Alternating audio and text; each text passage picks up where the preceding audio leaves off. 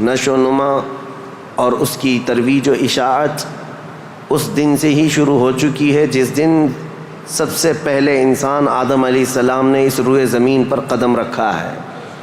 لیکن آج کے دور میں ہم اسلام نام سے جس دین کو جانتے اور پہچانتے ہیں وہ میرے آقا صلی اللہ تعالیٰ علیہ وسلم کی شریعت طاہرہ ہے۔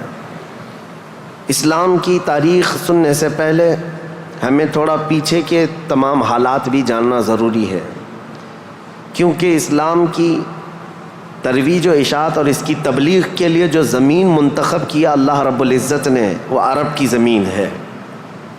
عرب دنیا کے جغرافیہ میں کیا حیثیت رکھتا ہے، اس کی سچویشن جو ہے وہ کتنی امپورٹنٹ ہے وہ سمجھنا ضروری ہے۔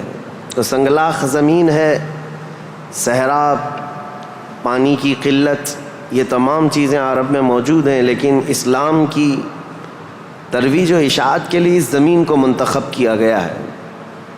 پہلی بات تو اگر میں اس تاریخ کی ابتدا کے لیے کہوں تو ظاہر سی بات ہے، کل ہم نے عرض کیا اسلام آدم علیہ السلام سے چلا، لیکن عرب کی سرزمین پر یہ دین ابراہیمی کے نام سے آیا۔ سب سے پہلے سیدنا ابراہیم خلیل اللہ علیہ الصلاۃ والتسلیم، اس وقت اللہ تبارک و تعالیٰ نے آپ کو مبعوث فرمایا جب دنیا میں کفر و شرک اور گمراہی و ضلالت پھیل چکی تھی، لوگوں میں کثرت سے اپنی عبادت کروانے کا رواج ہو چکا تھا۔ جیسے کہ نمرود کا زمانہ تھا، وہ طاقت و قوت کے بل بوتے اپنی عبادت کرنے پر لوگوں کو مجبور کرتا۔ اس دور میں سیدنا ابراہیم علیہ السلام تشریف لائے عراق بابل کے شہر میں، عراق کا ایک شہر بابل میں، اور وہاں سے آپ نے نور ہدایت کو منور کیا، ایک خدائے واحد کی عبادت کی طرف لوگوں کو بلایا۔ آپ کی آبادی دشمن ہوئی، خاندان دشمن ہوا، بادشاہ دشمن ہوا، بدلے میں آپ کو آگ میں جھونک دیا گیا۔ آپ وہاں سے نکل کر مصر چلے گئے۔ مصر کی سرزمین کو آپ نے اپنا جائے قیام بنایا، وہیں پر رہنے لگے۔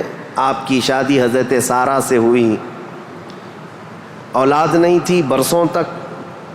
پھر حضرت ابراہیم علیہ الصلاۃ والتسلیم کی مخالفت میں بہت سارے لوگ تھے، حکمران تھے، بادشاہ تھے۔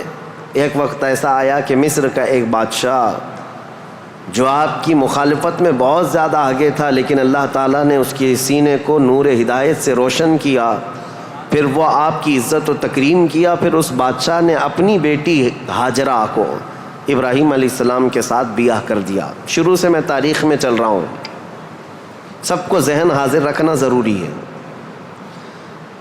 کہ حضرت ابراہیم علیہ السلام کو حضرت ہاجرہ دوسرے نکاح میں آئیں، یہ بادشاہ کی بیٹی تھیں، اور ہوا یہ کہ دو بیویاں ایک گھر میں رہیں، معاملات الگ ہو جاتے ہیں۔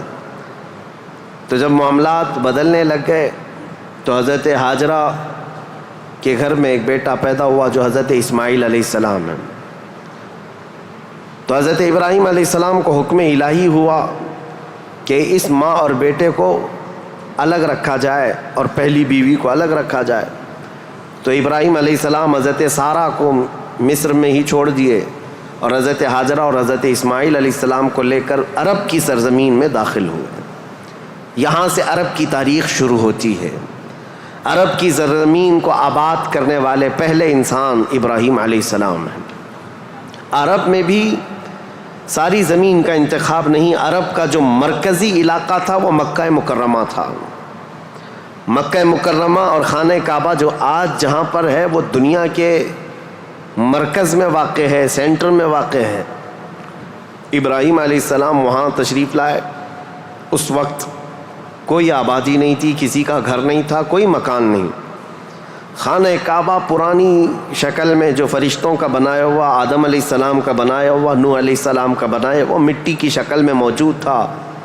ابراہیم علیہ السلام وہاں پر اپنی بیوی اور اپنے بیٹے کو ایک چھوٹا سا گھر بنا کر دے دیتے ہیں، بغیر چھت کا مکان تھا۔ پھر اس کے بعد وہ وہاں سے چلے گئے، پھر دوبارہ آتے رہے، جاتے رہے۔ اسماعیل علیہ السلام کی عمر جب سن بلوغت کو پہنچی تو ابراہیم علیہ السلام کو حکم ہوا کہ اس خانہ کعبہ کی تعمیر کی جائے.